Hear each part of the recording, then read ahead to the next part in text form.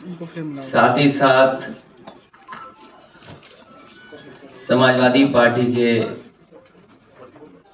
हमारे अयोध्या के सभी नेताओं का भी धन्यवाद देता हूं। और अयोध्या को लेकर के कोई पहली बार समाजवादी लोग प्रश्न नहीं कर रहे हैं।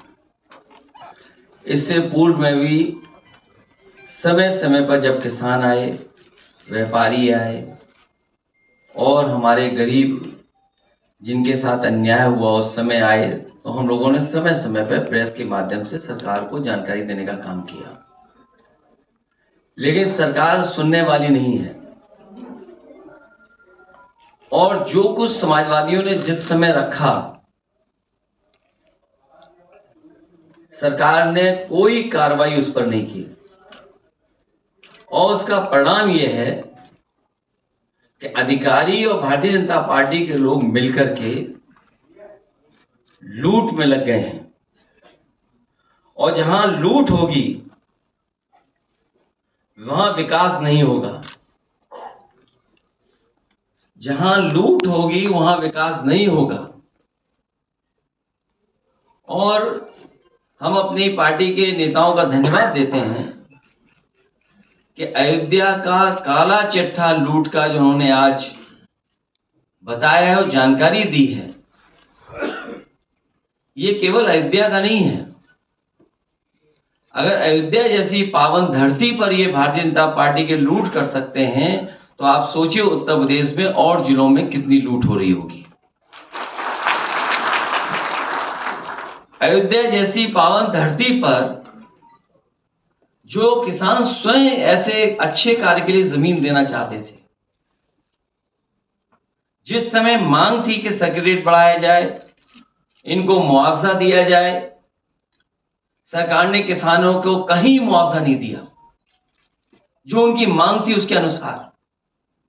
लेकिन जब गरीब किसान भोले भाले लोगों से जमीन ले ली, जब दूसरे लोगों के पास जमीन पहुंच गई और अपने लोगों के पास उनके जमीन पहुंच गई, उसके बाद अयोध्या का सर्किट रेट से लेकर के सब बढ़ा दिया गया। क्या ये राजस्व की क्षति नहीं है? और मुझे खुशी इस बात की कि तमाम भारतीय जनता पार्टी के पदाधिकारियों की सूची और अधिकारियों ने जिन्होंने जमीन ली है, उनकी रजिस्ट्रियों की कॉपी हमें दी है। ये रजिस्ट्रियों की कॉपी है। और यही नहीं है, बहुत बड़ी संख्या में फाइल में है ये सब। केवल यही लूट नहीं हुई, सेना जैसी जो डिफेंस है, उस डिफेंस की जमीन से कोई छेड़खानी नहीं करता। कभी इस डिफेंस की जमीन की तरफ कोई नहीं देखता। और जहां पर फायरिंग रेंज थी, जहां पर आर्टिलरी या और अभ्यास के लिए इस्तेमाल जमीन होती थी, उस जमीन को भी इन्होंने भारतीय जनता पार्टी के लोगों ने बेच दिया।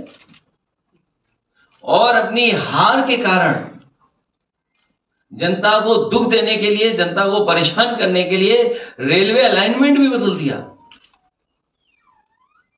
जो अलाइनमेंट पहले था उसमें किसी गरीब की ज्यादा जमीन नहीं जा रही थी, किसी का कारोबार नहीं खत्म हो रहा था।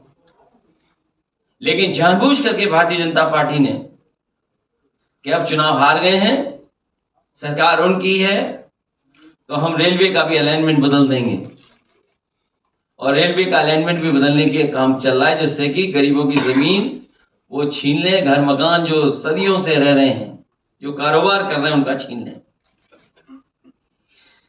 तो ये तो अयोध्या केवल एक जिला है। इसी तरह पूरे प्रदेश में हर जिले में भारतीय जनता पार्टी लूट मचा रही है।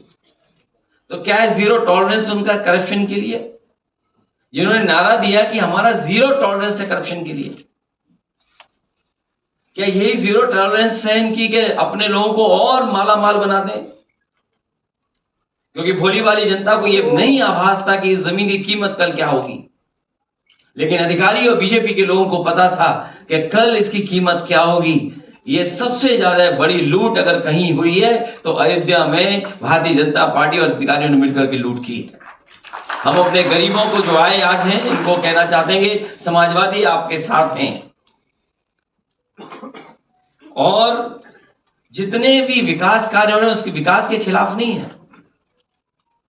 अयोध्या वर्ल्ड क्लास सिटी बने, अयोध्या के पास और अयोध्या के आसपास वर्ल्ड क्लास इंफ्रास्ट्रक्चर हो। हालांकि उसके लिए दिमाग चाहिए होता है। अगर वर्ल्ड क्लास इंफ्रास्ट्रक्चर और वर्ल्ड क्लास सिटी बनाने के लिए हम अपने अयोध्या वासियों को भरोसा दिलाते हैं कि 2 साल के बाद जब सरकार समाजवादियों की आएगी, अयोध्या को वर्ल्ड क्लास सिटी और किसी भी हमारे गरीब किसान उसका नुकसान नहीं होने दिया जाएगा, उनकी ज्यादा से ज्यादा भरपाई की जाएगी। और अगर सर्किल रेट भी हमें बढ़ा करके अगर अयोध्या वासियों को मुआवजा देना पड़ा तो सर्किल रेट बढ़ा करके उनको मुआवजा दे करके उनके घर परिवार में भी खुशहाली लाने का काम करेंगे। चाहे ओवरब्रिज हो या जो प्राइवेट बिल्डर्स को जमीन दी जा रही है, महर्षि योगी जी के नाम पर जो ट्रस्ट था उसमें भी कुछ अधिकारी लोग घुस गए हैं, पता लगा है, केवल इसलिए कि उन्हें पता है कि उसकी कीमत कल क्या होगी। तो एक तरफ तो जहां ये लूट मची उत्तर प्रदेश में, वहीं अन्याय की सब सीमा टूट गई। अभी हमें सुल्तानपुर के परिवार के सदस्य मिले जिनके बेटा इंजीनियर। कोई कल्पना कर सकता है आज के समय पर कि मुंह पर टेप लगा दिया जाए, हाथ पैर बांध दिए जाए और पीट पीट करके उसकी जान ले ली जाए? क्या ये सुल्तानपुर की पहली घटना थी? इससे पहले भी इसी तरह की घटना हुई थी। अगर आपको याद हो कि भारतीय जनता पार्टी से संबंधित रखने वाले ने एक हत्या की थी वहीं पर सुल्तानपुर में।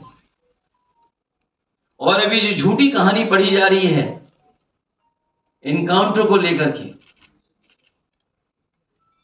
कोई ऐसा व्यक्ति नहीं है जो न जानता हो कि भारतीय जनता पार्टी की सरकार में झूठे इनकाउंटर हो रहे हैं, हत्या की जा रही है। जो मंगेश यादव की हत्या हुई है, गांव से लेकर के आसपास के लोग जानते हैं कि पुलिस रात में आई थी, उठा ले गई, पुलिस उठा करके लेके गई एसटीएफ। और सोचिए आप कैसी कहानी गढ़ी गई कि उसके पास नया बैग था, अमेरिकन टूरिस्ट बैग बताया गया, और जब बैग खोला गया तो उसमें भी कपड़े नए मिले शोरूम से खरीदे हुए। और जो मोटरसाइकिल मिली, सुनने में आ रहा है कि जो मोटरसाइकिल जिसकी चोरी हुई थी कई दिनों बाद एफआईआर लिखी गई और उसके घर परिवार के लोगों के मां का इनको दर्द समझ में नहीं आ रहा, बहन के आंसू नहीं समझ में आ रहे। और सोचिए कैसा दिमाग इनका, सरकार ने कैसी होशियारी दिखाई कि चप्पल में इनकाउंटर कर दिया। बताइए कैसा दिमाग है इन लोगों का, क्या होशियारी दिखाई। कौन नई तस्वीर देख करके बता सकता है कि ये झूठा इनकाउंटर हुआ था? और ये पहला झूठा इनकाउंटर नहीं है यूपी का, तमाम इनकाउंटरों पे उंगली उठी है। जिस समय पहला इनकाउंटर नोएडा में जिम इंस्ट्रक्टर को हुआ था, उस समय भी हम लोगों ने कहा था कि पुलिस वालों ने लूटने के लिए, दबाव बनाने के लिए हत्या का प्रयास किया है, और उस समय भी कार्रवाई नहीं हुई है। अभी तक जितनी भी हत्या हुई हैं या इनकाउंटर हुए हैं, सबसे ज्यादा पीड़ित परिवार के लोगों की हत्या की सरकार ने। हम लोग न्याय दिलाने के लिए सदन से लेकर के और संघर्ष के बीच में भी जाना पड़ेगा, तो समाजवादी लोग पीछे नहीं रह सकते।